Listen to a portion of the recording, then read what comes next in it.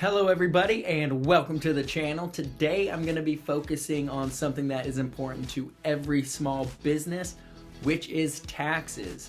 Now that we've started the LLC, let's find out what taxes can do for our small business. An LLC, or a limited liability corporation, is a type of business structure that offers personal protection to the owners of the business while also offering several tax benefits. What are those benefits? One of the biggest benefits to an LLC is a pass-through taxation. Now, what does that mean? This means that a business itself does not have to pay taxes on its profits.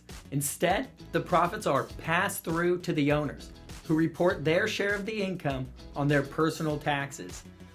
This can be more favorable than being taxed as a corporation, which is subject to double taxation on profits. Another tax benefit of an LLC is the ability to choose how the business is being taxed.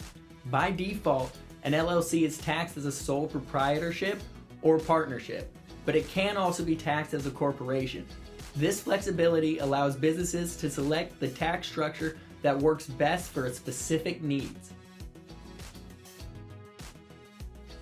Additionally, an LLC can also take advantage of various deductions and tax credits that are available to small businesses. For example, business owners can deduct the cost of their business-related expenses, such as supplies, travels, and entertainment.